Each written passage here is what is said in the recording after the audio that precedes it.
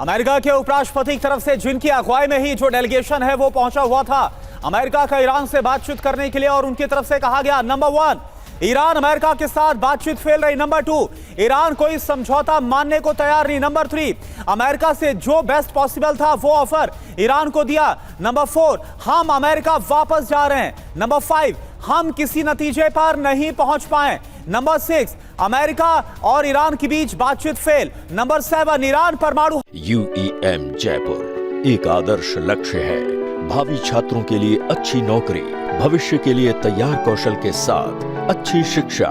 हथियार हासिल ना करे, ये जेडी वांस की तरफ से कहा गया। तो ये कुल मिलाकर कल जो बातचीत हुई है उसका निष्कर्ष है कि आखिरकार किस तरह से जो आशंका थी कि क्या वाकई में, क्योंकि खींचतान इस बातचीत के पहले भी देखने को मिली थी, ईरान की अपनी शर्तें थी, अमेरिका की तरफ से ऐसी शर्तें लगाई गई थी जो शायद ही ईरान के लिए मुमकिन था कि वो उसको मान पाए, फिर चाहे वो पूरी तरह से सेना को लेकर जो बयान दिया गया, मिसाइल प्रोग्राम को खत्म करना हो, परमाणु कार्यक्रम को खत्म करना हो, ये वो शर्तें थी। और इसके साथ साथ हॉर्मुज स्ट्रेट को लेकर भी जो टकराव है वो देखने को मिल रहा था। तो और इसके अलावा ईरान ये चाहता था कि बातचीत तभी आगे बढ़ पाएगी जब इजराइल और लेबनान के बीच में जो युद्ध चल रहा है वो खत्म होना चाहिए। परमाणु संवर्धन का जो कार्यक्रम है वो ईरान चाहता था कि वो जारी रखे, और मिसाइल प्रोग्राम को लेकर भी किसी तरह का कोई समझौता ईरान नहीं चाहता था। और हॉर्मुज स्ट्रेट को लेकर भी लगातार ईरान की तरफ से कंट्रोल करने का जो बयान है वो दिया जा रहा था। यानी कुल मिलाकर एक उम्मीद ये थी पूरी दुनिया की कि बातचीत का कोई निष्कर्ष निकलेगा और ये जो शांति है वो स्थायित्व हो पाएगी, लेकिन ऐसा होता हुआ नजर नहीं आ रहा। मनीष झा इस वक्त हमारे साथ जुड़े। मनीष, कल भी हम यही बात कर रहे थे कि बहुत कम उम्मीदें हैं कि ये जो बातचीत है वो अपने किसी नतीजे पर पहुंचे, और वही हुआ जो बयान अभी उपराष्ट्रपति अमेरिका के जेडी वांस ने दिया। जी हाँ, बिल्कुल। देखिए, कहा तो इजराइल और बाकी दुनिया में भी लोग बहुत निश्चिंत होकर इस बात से सो रहे थे कि अमेरिका और ईरान के बीच हो रही बातचीत के बाद दुनिया में शांति आएगी। लेकिन यहाँ पर जो घटनाक्रम पाकिस्तान की राजधानी इस्लामाबाद में हुआ है वो पूरी दुनिया के लिए परेशान करने वाली है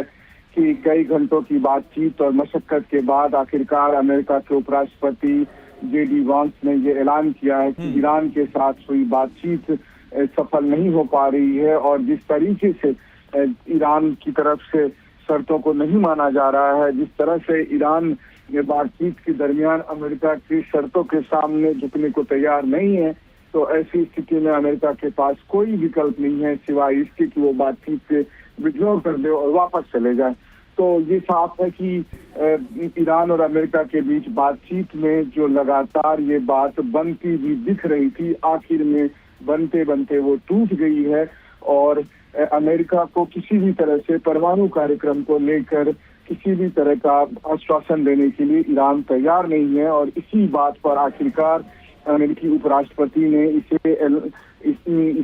यहीं पर बातचीत को खत्म करने का फैसला लिया। मनीष, एक बात बताइए, जेडी वांस को हम जब सुन रहे थे उन्होंने बहुत सपाट और क्लियर तरीके से बोला, स्ट्रेट फॉरवर्ड की बातचीत फेल हुई है, हम वापस जा रहे हैं। तो क्या ये माने अब आगे ऐसी कोई कोशिश नहीं की जाएगी और आगे सिर्फ और सिर्फ अब हम सैन्य कार्रवाई देखेंगे, या फिर आगे भी कोई उम्मीदें हैं, क्योंकि पूरी दुनिया अब शांति चाहती, स्थायी शांति? बिल्कुल सही कहा आपने। आगे क्या होगा फिलहाल तो ये किसी को भी नहीं पता है, बस सबके मन में इसी बात की आशंका है जिसको लेकर दोनों पक्ष कह रहे थे कि दोनों की सेनाएं तैयार है, और ऐसे में जो सीज फायर 2 हफ्ते के लिए किया गया था, कहीं ऐसा ना हो कि वो सीज फायर अब तत्काल टूटने की बात आ जाए और फिर लड़ाई शुरू हो जाए, क्योंकि जिस तरीके से बातचीत बनते बनते अटक गई और जेडी वांस ने वापस जाने का ऐलान कर दिया है, और इससे साफ तौर पर है कि अमेरिका और ईरान एक पेज पर नहीं आ पा रहे हैं, और दोनों तरफ से बातचीत हुई, कोशिशें हुई। जेडी वांस वो व्यक्ति है जो व्हाइट हाउस में अकेले इस बात पर भरोसा करते थे कि बातचीत के जरिए ईरान को मनाया जा सकता है, और उन्होंने खुद आकर पाकिस्तान आकर ईरानी डेलीगेशन से बातचीत की, और अब उनका नतीजा ये है कि ईरान के साथ बातचीत करके नहीं मनाया जा सकता।